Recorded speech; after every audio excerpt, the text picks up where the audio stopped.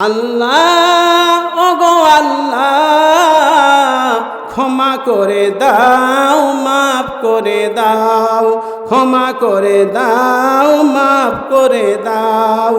যতদিন জীবন বিনা বাসিবে সুপথে চালাও, মাফ করে দাও।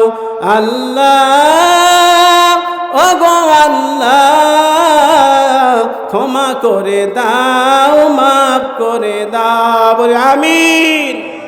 আমার বন্ধুগণ, এই জন্য আপনি হাজার কোটি টাকার মালিক, অবৈধভাবে ইনকাম করেছেন, আল্লাহর সন্তুষ্টি আপনার উপর নাই, আপনাকে আল্লাহ ক্ষমা করে দিবেন না, তাহলে এই জীবন কি?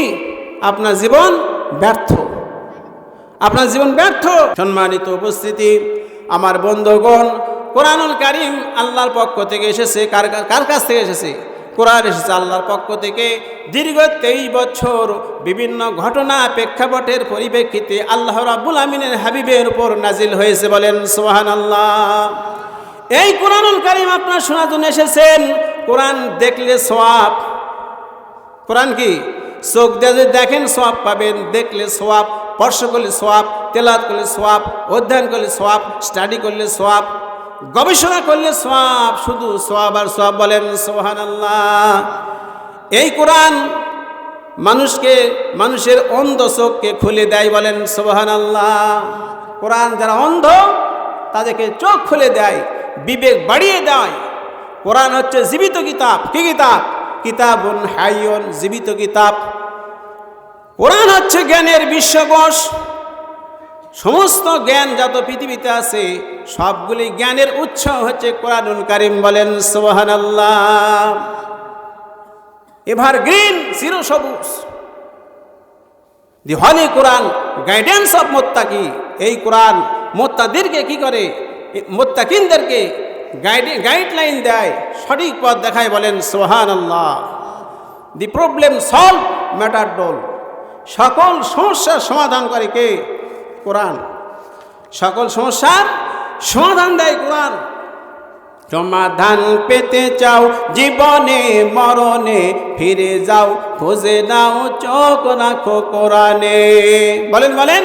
সমাধান পেতে চাও জীবনে মরণে, খুঁজে নাও ফিরে যাও, চোখ রাখো কোরআনে। বলেন সুবহানাল্লাহ। চোখ কোথায় রাখবেন? কোরআনে, না এটিএন বাংলায়, জি বাংলা, স্টার জালসা, 71 টিভি? কোথায় রাখবেন চোখ? কোরআনে রাখতে হবে। আমার বন্ধুগণ, এই কোরআনুল কারীম কোন ফেরেশতা আল্লাহ রাসূলের কাছে নিয়ে এসেছিলেন? বলেন। আমি কিন্তু এইরকম আলোচক নই যে আমি খালি আলোচনাই করব, আমার শ্রোতারা 2 চোখ মুজে কান বন্ধ করে বসে থাকবে। আমি শিক্ষক। ক্লাসে কোনো ছাত্র এদিক সেদিক ফাজলামি করবে, দুষ্টামি করবে, আমার আলোচনা শুনবে না, এইরকম শিক্ষক আমি নই। এটা আমি গর্বের জন্য বলতেছি না, আপনাদের শিক্ষার জন্য, যারা শিক্ষক আছেন তাদের জন্য। তো কাজী ওই যে ছাত্রদের যে শিক্ষা দেয় যেভাবে, আমি আপনাদের কাছে ওই ধরনের আলোচনায় চাই যে আমি আপনাদের প্রশ্ন করব, আপনারা কি করবেন? জবাব দিবেন। বলেন, কোন ফেরেশতা নবীজির কাছে কোরআন এনেছিলেন? ফেরেশতা জিবরাইল। লক্ষ লক্ষ ফেরেশতার মধ্যে হযরত জিবরাইল সাল্লাম 23 বছর আল্লাহ নবীর কাছে কোরআন নাজিল করার কারণে তিনি শ্রেষ্ঠ ফেরেশতা হয়ে গেলেন। বলেন সুবহানাল্লাহ। কি ফেরেশতা? শ্রেষ্ঠ ফেরেশতা। কথা ঠিক না? কোরআন নাজিল হয়েছে কোন মাসে? রমজান মাসে। যে একজন বলছেন রমজান মাসে, আপনারা বলেন কোন মাসে ফজিলত বেশি? বলেন কোন মাসের মর্যাদা বেশি? বলেন বলেন। রমজানুল মুবারক, রমজান মাসের মর্যাদা আল্লাহর কাছে বেশি। কারণ কি? এই মাসেই কোরআন নাজিল হয়েছে। বলেন সুবহানাল্লাহ। শাহরু রমাদানাল্লাযী উনজিলা ফীহিল কুরআন। আল্লাহু আকবার। কোরআন নাজিল হওয়ার কারণে পবিত্র রমজান মাসে রমজানের মর্যাদা কি হলো? বাড়িয়ে গেল। কথা বুঝতেছেন? আমার বন্ধুগণ, কোরআন নাজিল হয়েছে রাতে না দিনে? বলেন। রাতে নাজিল হয়েছে। সূরার নাম কি? আর বলতে পারতেছেন। সূরা কদর, পিছন থেকে বলছে সূরা কদর। কোরআনুল কারীম রাতে নাজিল হওয়ার কারণে এই রাতের মর্যাদা বাড়িয়ে গেছে। বলেন সুবহানাল্লাহ। লাইলাতুল কদর খায়রুম মিন আলফি শাহর, হাজার মাসের চাইতে উত্তম। বলেন সুবহানাল্লাহ। এখন হাজারের উপর সংখ্যা আছে না? তখন আরবের লোকেরা, মক্কার লোকেরা হাজারের চাইতে সংখ্যা বেশি বুঝতো না। এখন মিলিয়ন, বিলিয়ন, ডিলিয়ন, অক্টিলিয়ন। বলেন সুবহানাল্লাহ। কোটি কোটি বছরের চাইতে রাতের চাইতে মর্যাদা সম্পূর্ণ রাত হচ্ছে লাইলাতুল কদর রাত। বলেন সুবহানাল্লাহ। মর্যাদা কেন? ওই কোরআন নাজিল হওয়ার কারণে। এরপর আপনার বলেন, এই পৃথিবীতে লক্ষ লক্ষ নবী এবং রাসূল এসেছিলেন। কোন রাসূলের ওপর কোরআন নাজিল হয়েছে? বলেন কোন রাসূলের ওপর?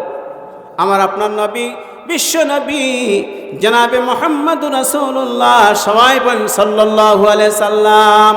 তার উপর কোরআন নাজিল হওয়ার কারণে তিনি শ্রেষ্ঠ নবী। বলেন সুবহানাল্লাহ। তাহলে দেখেন কোরআনের কারণে কত মর্যাদা। আপনারা কোরআন শুনতে এসেছেন আল্লাহ নবীর ভাষায়। এই মাহফিলটা জান্নাতের মাহফিল। বলেন সুবহানাল্লাহ। আল্লাহর কাছে আমরা সবাই দোয়া করি কোরআনুল মাহফিলে বসার কারণে, জান্নাতের বাগানে বসার কারণে আল্লাহ পাক আমাদের কোনো দিন যেন জাহান্নামে না দেন। আমরা সকলে বলি আল্লাহুম্মা আমিন। লা ইলাহা ইল্লাল্লাহ, লা ইলাহা ইল্লাল্লাহ, লা ইলাহা ইল্লাল্লাহু মুহাম্মাদুর রাসূলুল্লাহ সাল্লাল্লাহু আলাইহি সাল্লাম। আমার বন্ধুগণ, এই পৃথিবী সৃষ্টি করার 50,000 বছর আগে আল্লাহ রাব্বুল আমিন ফেরেশতাদের সামনে সূরা তাহা তেলাওয়াত করেছিলেন। কোন সূরা? সূরা তাহা তেলাওয়াত করেছিলেন। ফেরেশতারা বলেছিলেন, আয় আল্লাহ তাআলা, ওই জাতির কপাল কত না ভালো, ওই জাতির কপাল কত না ভাগ্যবান কপাল, যেই জাতি এই কোরআন পাবে। বলেন সুবহানাল্লাহ। ওই জাতির জিহ্বা কত মূল্যবান, ওই জাতির কত মূল্যবান যে জাতি মুখ দিয়ে কোরআন তেলাওয়াত করবে। বলেন সুবহানাল্লাহ। ওই জাতির অন্তর কত সুন্দর, যে অন্তর কোরআনকে অঙ্কিত করবে, কোরআন দেহের মধ্যে রাখবে। বলেন সুবহানাল্লাহ। নবীজি বলছেন, ইন্নাল্লাযী লাইসা ফি জাওফিহি শাইউম মিনাল কুরআনি কাল বাইতিল খরিব।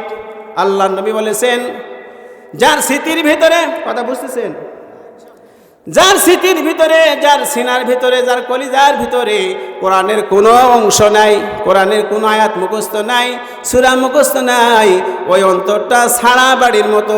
কিসের বাড়ির মতো? ছাড়া বাড়ি, উজার গৃহের মতো। যেই বাড়িতে মানুষ বসবাস করে না, যেই বাড়িতে মানুষ থাকে না, সেই বাড়িতে কারা বসবাস করে? বলেন ওই পোকা থাকে, চামচিকা থাকে, বাদুড় থাকে, আরশোলা থাকে, ইঁদুর থাকে। কথা ঠিক না বা ঠিক? নবীজি বলছেন, যার দেহের মধ্যে কোরআন নাই, ওই দেহটা শয়তান দিয়ে ভরপুর হয়ে যায়। জয় কন্যা নাউজুবিল্লাহ। কোরআন আমাদের মুখস্থ নাই, এত ফজিলত বলতেছি কোরআনের, এত মর্যাদার কথা বলতেছি। আপনার নাচ থেকে ফিল পর্যন্ত মুখস্থ, এই কটা দিয়েই সারা জীবন নামাজ পড়লেন। আমি ক্ষুদ্র জ্ঞানে চিন্তা করি, ক্ষুদ্র জ্ঞানে গবেষণা করি, মনে মনে ভাবি যে আল্লাহ যদি কোরআনুল কারিমে 30 পারায় এই ছোট ছোট সূরা যদি না দিতেন, তাহলে আমরা কিভাবে 5 ওয়াক্ত নামাজ ফজর বাদ দিয়ে 4 ওয়াক্ত নামাজ আদায় করতাম? কথা ঠিক না? যারা আলেম তারা নাই বড় বড় সূরা দিয়ে ফজর জহর পড়বে, আসর পড়বে, মাগরিব পড়বে, এশা পড়বে, কিন্তু যারা সাধারণ মানুষ, সাধারণ মুসলমান, তারা কিভাবে এই নামাজ আদায় করবে যদি ছোট ছোট সূরাগুলি আল্লাহ নাজিল না করতেন? কথা ঠিক না ঠিক? কত বান্দা, আল্লাহর প্রতি বান্দার দয়া, কত আল্লাহ বান্দার প্রতি মহব্বত। বলেন সুবহানাল্লাহ।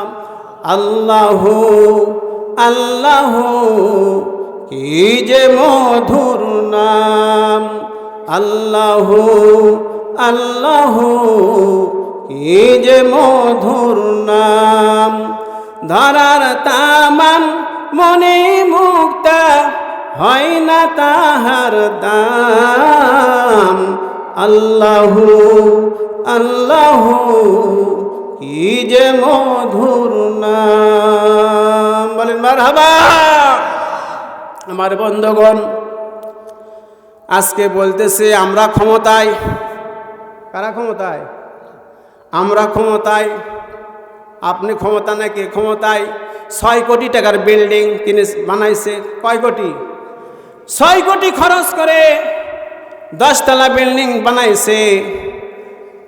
1.5 লক্ষ টাকার খাট। কয় লক্ষ? 1.5 লক্ষ টাকার খাট আছে বিল্ডিংয়ের মধ্যে, আর 19,000 টাকার কম্বল গায়ে দেয়। কত হাজার? বুঝতেছেন? 19,000 টাকার কম্বল গায়ে দিয়ে শীতকালে পৌষ মাসে রাত 9টায় বলতেছে আমাকে নামাইকে। কোন মাসে বলতেছে? পৌষ মাসে, শীত মাস, কোন শীতের সময় আমাকে নামাইকে রাত 9টায় বলছে। বড় লোক, কে লোক? কোটিপতি বলছে আমাকে নামাইকে 10 তলা থেকে। যেই ঘুমাচ্ছে রাত 3টায় ভূমিকম্প শুরু হয়ে গেছে। কি শুরু আছে? ভূমিকম্প শুরু হয়ে গেছে। ল্যাপের মধ্যে উলঙ্গ অবস্থায় শুয়ে আছে। এমন জোরে নামছে, নামে দেখে, তাহলে দেখেন রাত 9টায় বলছে আমাকে নামাইকে, রাত 3টায় কে নামালো মাটিতে? বিল্ডিং থেকে 9 তলা থেকে 10 তলা থেকে নেমে আসছে মাটিতে। থর এমনভাবে কাঁপতেছে বিল্ডিং, কি হয়ে যাবে? মেসাকার হয়ে যাবে। এই জন্য বলা ঠিক নয় আমরাই ক্ষমতায়। ক্ষমতায় কে? আল্লাহ পাক। আন্নাল কুওয়াতা লিল্লাহি জামিআন। আল্লাহু আকবার। বলবেন আধুনিক চিকিৎসা বিজ্ঞানী বলেছেন যদি কোনো বান্দা, আল্লাহর বান্দা যদি বেশি বেশি আল্লাহু আকবার বলে তাহলে হার্ট অ্যাটাক করে মারা যাবে না। জোরে বলেন সুবহানাল্লাহ। আমাদের বাংলাদেশে হার্ট অ্যাটাক করে মারা যাওয়া রোগী বাড়ছে না, না কমছে? বাড়ছে। এই জন্য আজানে প্রথম শব্দ আল্লাহু আকবার, জানাজা প্রথম শব্দ আল্লাহু আকবার, নামাজে প্রথম শব্দ আল্লাহু আকবার। কোথায় আল্লাহু আকবার নাই বলেন? ইতিপূর্বে বক্তা বললেন না, আজকে একদল নাস্তিক তারা এই আল্লাহু আকবার স্লোগানকে বিতর্ক স্লোগানের কথা বলছে। জোরে কর নাউজুবিল্লাহ মিন যালিক। এদের জন্মের ঠিক নাই। কথা ঠিক না? এ জমিন আল্লাহর, আকাশ আল্লাহর, গাছপালা আল্লাহর, পাহাড় পর্বত আল্লাহর, সমস্ত কিছু আল্লাহ পাকে। তোমাদের কারো কিছু ক্ষমতা নাই। বিজ্ঞান যতই উন্নতির প্রযুক্তি শিখরে পৌঁছুক না কেন, একটা ধান বানাতে পারবে না, একটা মুরগি বানাতে পারবে না, ছাগলের বাচ্চা বানাতে পারবে না। বিজ্ঞানে পারবে? কিসের বাহাদুরি! আমার বন্ধুগণ, তাই আল্লাহ রাব্বুল আলামিন বলেন যেই কোরআন যার অন্তরে আছে সে অন্তর কতই না ভাগ্যবান। আমাদের গান আমাদের মুখস্থ আছে, সে যে কেন এলো না কিছু ভালো লাগে না, এবার আসুক তারে আমি। আর বললাম না, এটা তো পুরাতন গান। নতুন গানও জানি, মনে করছে একেবারে মাথার টুপি আছে, জুব্বাজে হুজুর, কিছুই বোঝো না, এটা ভাববেন না। এইগুলি ছেলেদের খুব জানা আছে। কিয়ামতের ময়দানে আল্লাহ রাব্বুল বলে ইউকালু লিসাহিবিল কোরআন ইকরা ওয়ারতাকি ওয়ারাতিল কামা কুনতা তুরাতিলু ফিদ দুনিয়া ফাইন্না মানজিলাতাকা ইনদা আখির আয়াতিন তাকরাউহা। আল্লাহ রাব্বুল বলেন, হে কোরআনের ধারক বাহক, তুমি কোরআন তেলাওয়াত করতে থাকো, জান্নাতের উচ্চ আসনে উঠতে থাকো। যেই জায়গায় গিয়ে তোমার কোরআন তেলাওয়াত শেষ হয়ে যাবে সেই জায়গাটা আল্লাহ রাব্বুল আমিন আমি তোমাদের জন্য বরাদ্দ করে দিব। বলেন সুবহানাল্লাহ। আপনার মুখস্থ আছে ফালাক আর নাস, ফাতিহা, ফিল, 4-5টা, কয় ধাপ উপরে উঠবেন? কাজী সাবধান হয়ে যান, সতর্ক হন, এখনো সময় আছে। এনি টাইম যে কোনো স্বামিত্ব আসতে পারে।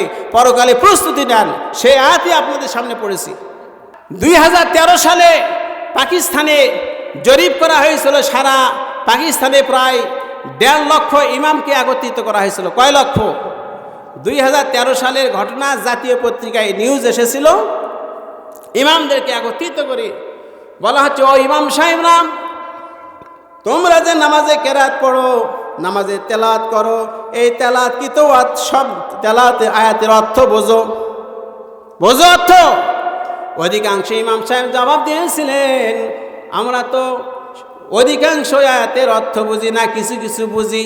কিছু কিছু আয়াতের কি অর্থ বুঝি, আর অধিকাংশ আয়াতের অর্থ বুঝি না। এটা যদি হয় পাকিস্তানের অবস্থা, বাংলাদেশে 3 লক্ষ মসজিদ আছে। কত লক্ষ? 3 লক্ষ মসজিদ আছে, 3 লক্ষ ইমাম খতিব তাদেরকে যদি এইভাবে ডেকে বলা হয়, ও ইমাম সাহেবরা, খতিবরা, তোমরা নামাজে যা তেলাওয়াত করো মুসল্লিদের নিয়ে, ওই তেলাওয়াতকৃত আয়াতে তোমরা সবগুলি অর্থ বোঝো, কি জবাব আসবে? বলেন বলেন, কি জবাব আসবে? পাকিস্তানে যে জবাব, বাংলাদেশে ইমামদেরও একই জবাব আসবে। কথা ঠিক না বা ঠিক? সব ইমাম কিন্তু অর্থ সম্পূর্ণ বোঝে না। বাংলাদেশে অর্থাৎ শতকরা 20% লোক কোরআন সহি করে তেলাওয়াত করতে পারে। কত পার্সেন্ট? 20%। যারা তেলাওয়াত করতে পারে তারা আবার অর্থ সম্পূর্ণ বুঝতে পারে না, আর মানার কথাই তো দূরেই থাকলো। কথা ঠিক না বা ঠিক? আর 80% লোক কোরআন না বুঝেই মুসলমান দাবি করে বসে আছে। কথা ঠিক না বা ঠিক? আমার বন্ধুগণ, আমি আপনাদের সামনে সূরা আল ইমরান, কোন সূরা? সূরা আল ইমরান থেকে 2টি আয়াতে কারিমা তেলাওয়াত করছি। কয়টি আয়াত? সূরা আল ইমরান 4 পারা 14 রুকু 133 এবং 134 নম্বর আয়াতে কারিমা। কোন কোন আয়াত? 133 এবং 134 নম্বর আয়াতে কারিমা তেলাওয়াত করেছি। আল্লাহ সুবহানাহু তাআলা আমাকে তৌফিক দান করলে এই 2টি আয়াতের উপর আলোচনা করার চেষ্টা পাবো। ওমা তৌফিক ইল্লা বিল্লাহ, আলাইহি তাওয়াক্কালতু ইলাইহি উনীব। আমার বন্ধুগণ, আল্লাহ রাব্বুল আমিন সূরা আল ইমরানে বলেন, ওয়াসারিউ ইলা মাগফিরাতিম মির রাব্বিকুম ওয়া জান্নাতিন আরদুহাস সামাওয়াতু ওয়াল আরদ। আল্লাহ রাব্বুল আলামিন বলেন, ওয়াসারিউ ইলা মাগফিরাতিম মির রাব্বিকুম, তোমরা তোমাদের রবের ক্ষমার দিকে দৌড়াও, রবের ক্ষমার দিকে প্রতিযোগিতা করো। বুঝতেছেন কথা? রব মানে কি? আল্লাহ রাব্বুল আমিন, প্রতিপালক, আইনদাতা, রিজিকদাতা, বিধানদাতা, সার্বভৌম ক্ষমতার মালিক। বলেন সুবহানাল্লাহ। আল্লাহ আমার রব, এই রবই আমার সব। আল্লাহ আমার রব, রবই আমার সব। দমে দমে তন মনে তারি অনুভব, দমে দমে তন মনে তারি অনুভব। বলেন মারহাবা। সে আল্লাহ রাব্বুল আমিন বলতেছেন, তোমরা আমার ক্ষমার দিকে দৌড়াও। কে বলতেছেন? আমার কথা, আমার বাপের কথা, দাদার কথা, পরদাদার কথা? আল্লাহ রাব্বুল বলতেছেন, এখনো সময় আছে, তোমরা আমার ক্ষমার দিকে দৌড়াও। শুধু পুরুষদেরকে কথা বলতেছেন? বলেন বলেন, শুধু পুরুষদেরকে বলতেছেন না নারীদেরকে বলতেছেন? আমার মা বোনেরা যারা আছেন, কান খাড়া করে শোনেন। আল্লাহ পাক বলেন, তোমরা তোমাদের প্রভুর ক্ষমার দিকে দৌড়াও। আজকে আমরা দৌড়াচ্ছি, বিভিন্ন লোক বিভিন্ন লাইনে। কথা ঠিক না বে ঠিক? কেউ মেম্বার হওয়ার জন্য প্রতিযোগিতা করতেছে, দৌড়াচ্ছে। কেউ ইউনিয়নের চেয়ারম্যান হওয়ার জন্য, কেউ মেয়র হওয়ার জন্য, কেউ এমপি হওয়ার জন্য, কেউ ডাক্তার হওয়ার জন্য, কেউ ব্যারিস্টার হওয়ার জন্য, কেউ ম্যাজিস্ট্রেট হওয়ার জন্য, কেউ ডিসি হওয়ার জন্য। কথা ঠিক না বা ঠিক? কেউ বড় ব্যবসায়ী হওয়ার জন্য, কেউ ইঞ্জিনিয়ার হওয়ার জন্য। অনেক দিকে আমরা দৌড়াচ্ছি, কিন্তু আল্লাহ পাক বলেছেন, তোমাদের রবের ক্ষমার দিকে দৌড়াও। বলেন সুবহানাল্লাহ। সাহাবায়ে কেরাম, বড় বড় তাফসীর কারকগণ বলছেন, এই ক্ষমা অর্থ অনেকে অনেক কথা বলছেন। আসারিউ ইলা আদাইল ফারাইজ, আল্লাহর ফরজকৃত ইবাদতের দিকে কি করো? তোমরা দৌড়ো, অ্যাডভান্স করো। বলেন সুবহানাল্লাহ। এরপরে বলা হচ্ছে আসারিউ ইলাল ইসলাম, ইসলামের দিকে দৌড়াও, ইসলাম মানো, যা বিধান দেওয়া হয়েছে। সারিউ ইলা তাকবীরিল উলা, জামাতের নামাজে প্রথম তাকবীর ইমাম সাহেব দেয়, সেই তাকবীর ধরার জন্য তোমরা প্রতিযোগিতা করো। বলেন সুবহানাল্লাহ। আর সারিউ ইলাল জিহাদ, জিহাদের দিকে দৌড়াও। কোন দিকে দৌড়াও? জিহাদের দিকে। আর সারিউ ইলা তওবা, তওবার দিকে দৌড়াও, ফিরে আসো। অতীতে যা ভুল করেছি, ত্রুটি করেছি, অন্যায় করেছি, জুলুম করেছি, অপরাধ করেছি, মিথ্যা বলেছি, গীবত করেছি, পরনিন্দা, পরচর্চা, কানাকানি, ফিসফিসানি, যত অন্যায় কাজ করেছি সবগুলি ঝেড়ে মুছে ফেলে দিয়ে পদদলিত করে আমার পথে ফিরে আসো। বলেন সুবহানাল্লাহ। আল্লাহর দিকে ফিরে আসো। নবীজি বলেছেন, ও আমার সাহাবীরা, তোমরা কিন্তু তোমাদের আমল দ্বারা আল্লাহর জান্নাত পাবে না। কি দিয়ে? আমল দিয়ে জান্নাত পাবে না। সাহাবায়ে কেরাম বলেন, ইয়া রাসূলুল্লাহ, ইয়া হাবিবাল্লাহ, আপনি কি তাই? নবীজি বলেন, হ্যাঁ আমিও তাই, তবে আল্লাহর রহমত আমাকে পরিবেষ্টন করে আছে। বলেন সুবহানাল্লাহ। লা ইলাহা ইল্লাল্লাহ, লা ইলাহা ইল্লাল্লাহ, লা ইলাহা ইল্লাল্লাহু মুহাম্মাদুর রাসূলুল্লাহ সাল্লাল্লাহু আলাইহি ওয়াসাল্লাম। আমার বন্ধুগণ, কোন দিক তাকাচ্ছেন? এদিক খেয়াল করেন। তাহলে আল্লাহ পাক বললেন, আমার ক্ষমার দিকে তোমরা দৌড়াও, আর সেই জান্নাতের দিকে, যে জান্নাতের প্রশস্ততা আকাশের সমান জমিনের সমান। বলেন সুবহানাল্লাহ। আমরা গ্রামের ভাষায় বলি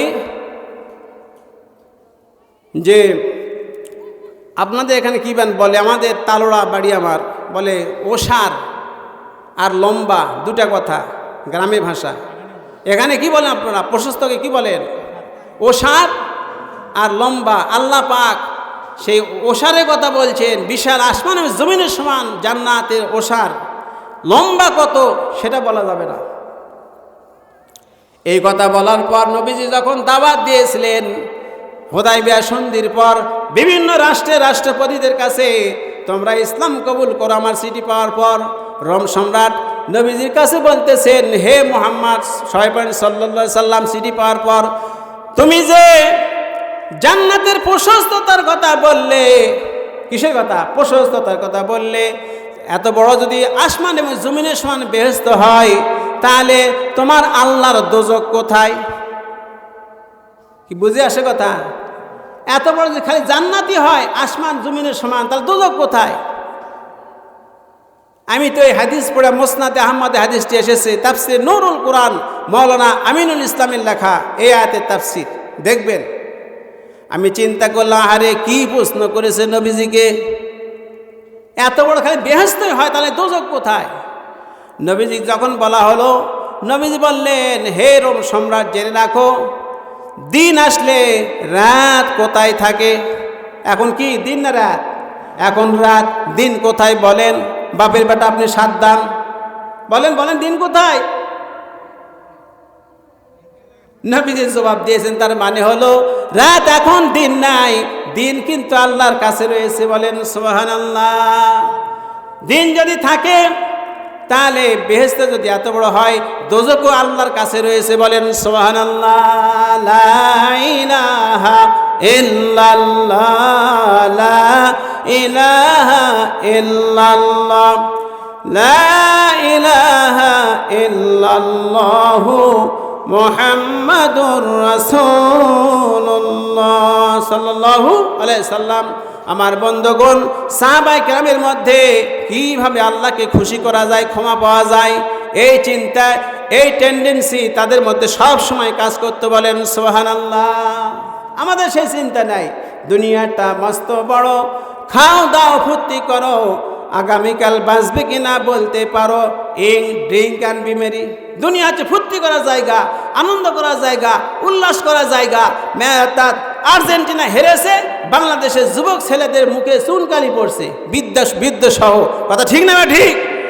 বাপরে, মসজিদে যাওয়া নাই, দিন শিক্ষা নাই, আর্জেন্টিনা ব্রাজিল নিয়ে একেবারে যা তাই শুরু করে দিয়েছে বাংলাদেশে। আল্লাহ দেখিয়ে দিয়েছেন যে মুসলমানরা বিজয়ের জাত। কিসের জাত? বিজয়ের জাত। একেবারে আর্জেন্টিনাকে মাটিতে মিশিয়ে দিয়েছেন সৌদি আরব। বলেন সুবহানাল্লাহ। আল্লাহ পাক বলেন, এই পৃথিবীতে 228টি দেশ আছে। কয়টি দেশ? বলেন 228টি দেশ আছে। এর মধ্যে 57টি দেশ হচ্ছে মুসলিম কান্ট্রি। বলেন সুবহানাল্লাহ।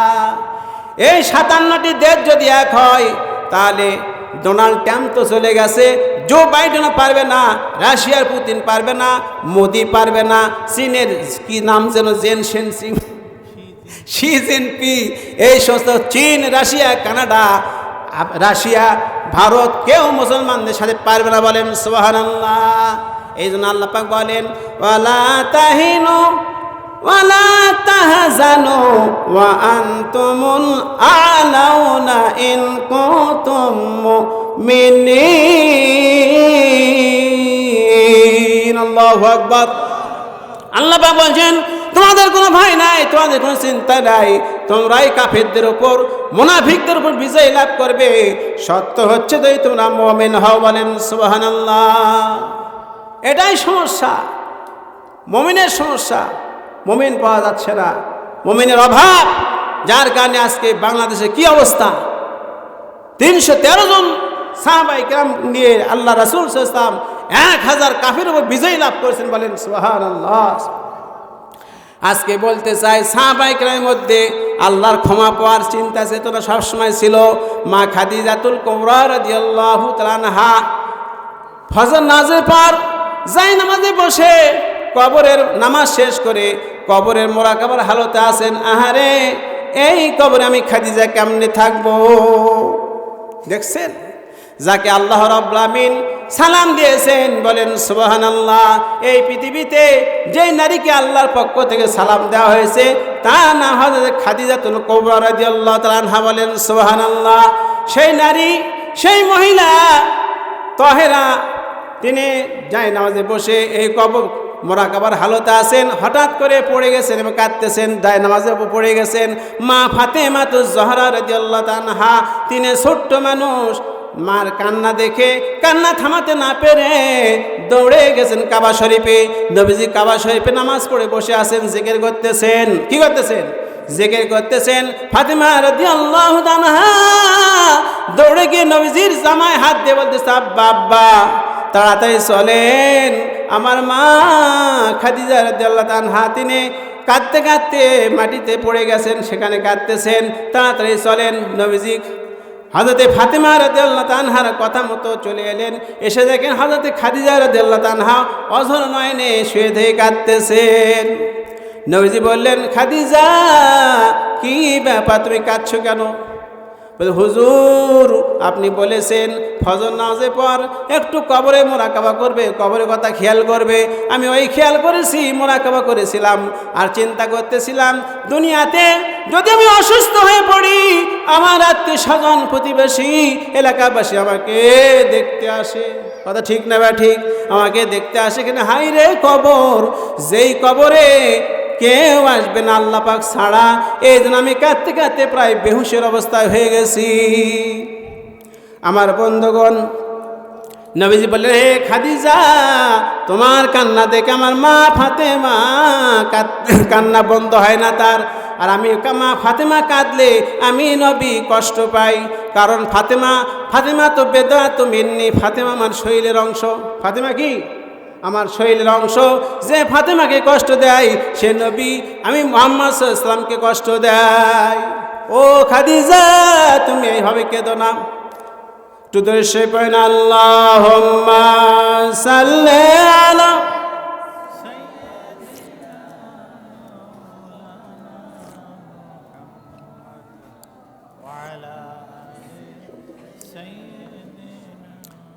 ওয়ালা আলি সাইয়্যিদিনা মাওলানা মুহাম্মদ সাল্লাল্লাহু আলাইহি সাল্লাম।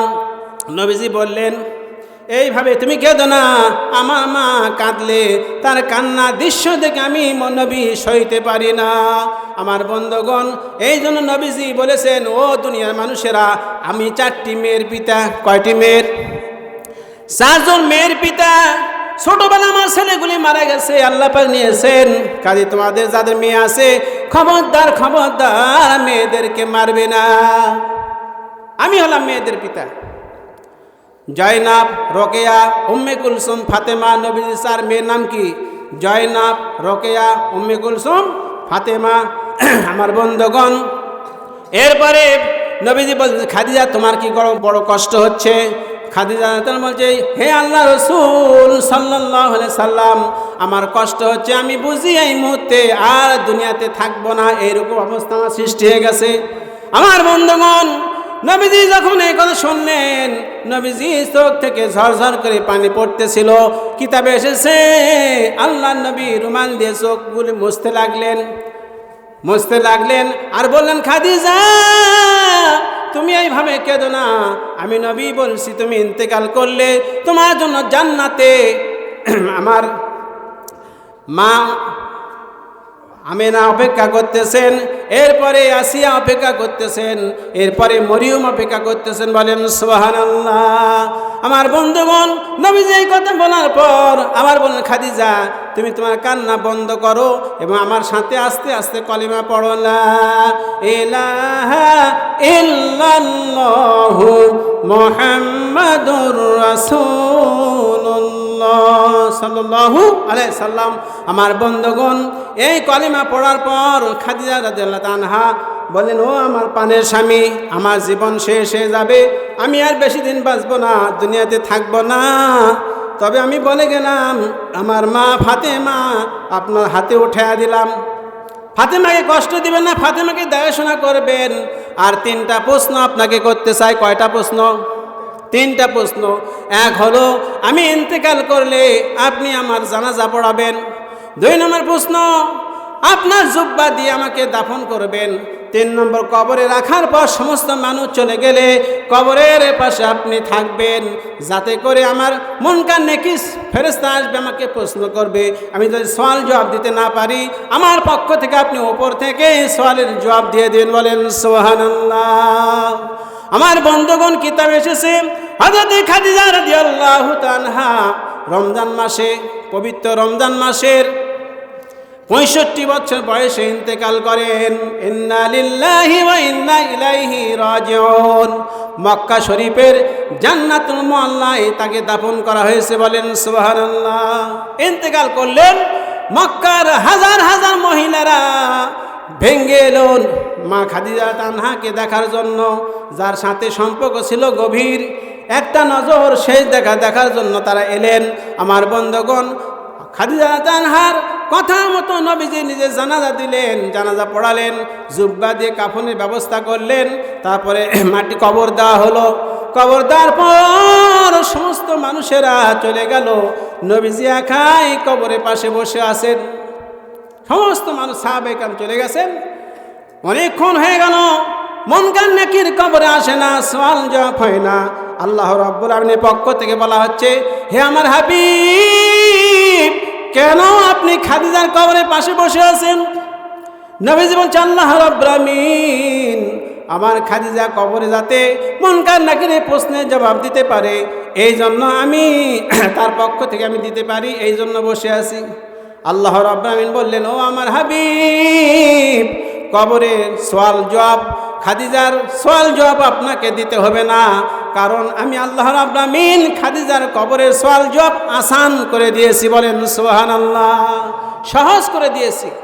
এখান থেকে বোঝা যায়, বলা হয়েছে, ও দুনিয়ার নারীরা, মহিলারা এবং পুরুষেরা, কবরে আসার আগে যদি আপনি কান্নাকাটি করে আসতে পারেন, অপরাধ কমিয়ে দিয়ে, গুনাহ খুব ছেড়ে দিয়ে যদি খাঁটি বান্দা হয়ে কবরে আসতে পারেন, তাহলে কবরে এসে কাঁদা লাগবে না। বলেন সুবহানাল্লাহ।